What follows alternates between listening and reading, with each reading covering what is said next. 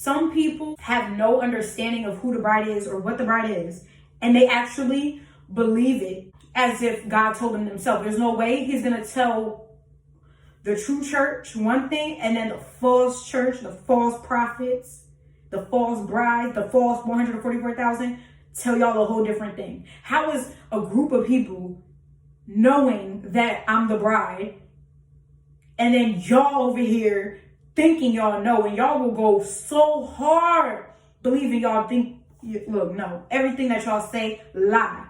And I'll send every last one to the pit of hell, okay?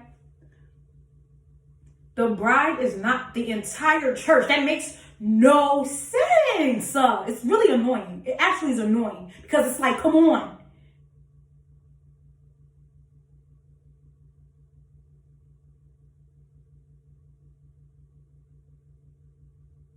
Jesus is a man.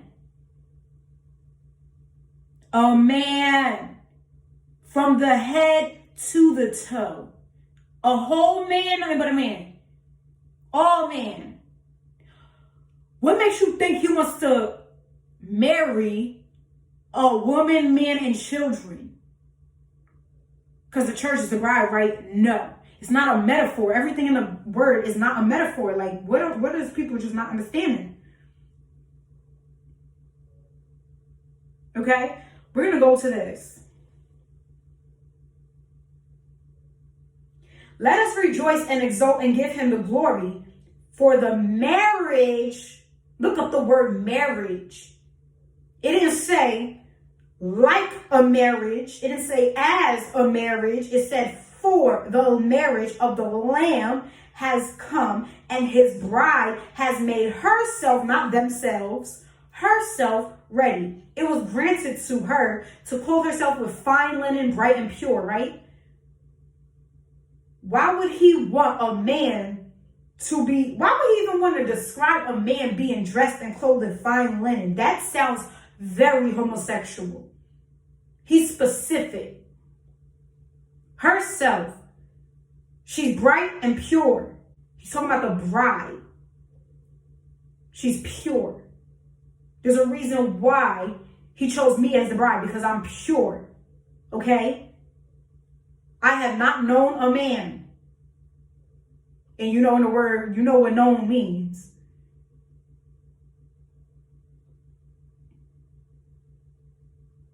And the angel said to me, write this: blessed are those who are invited to the marriage supper of the Lamb.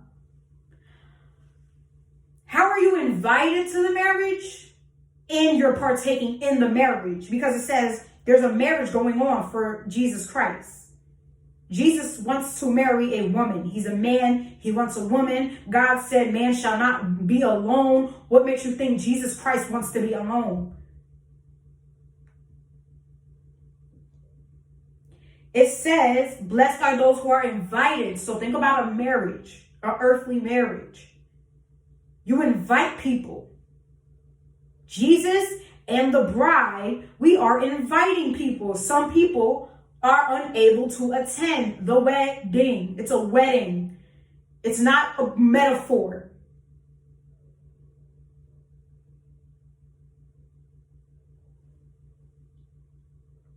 Just like him getting, the Lord just put in my spirit, just like him getting on the cross, shedding his blood is not a metaphor. He actually got on the cross. He actually died. He actually bled. John 3:29, the one who has the bride is the bridegroom. The one who has the bride is the bridegroom. Not the brides, the bride. The friend of the bridegroom who stands and hears him rejoices greatly at the bridegroom's voice. Therefore, this joy of mine is now complete. The Lord had a promise. The promise of the Lord was for Jesus to have a bride. That will be fulfilled as prophecy. It's prophesied. In Revelations 21:9. What makes you think Jesus Christ's promise just stops at him dying and resurrecting? No, he had more. It is not to just come and destroy the earth. It's to come for his bride, a wife. Every man wants a woman. Jesus is not excluded. Revelations 21:9. Then came one of the 7 angels who had the 7 bowls full of the 7 last plagues. It got to be the seals. This is the ESV. The 7 seals full of the 7 last plagues, and spoke to me, saying, Come, I will show you the bride, the wife of the Lamb.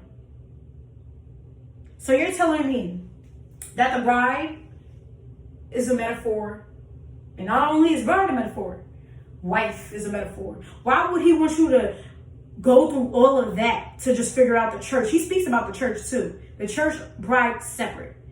Come, let me show you. Let me tell you something.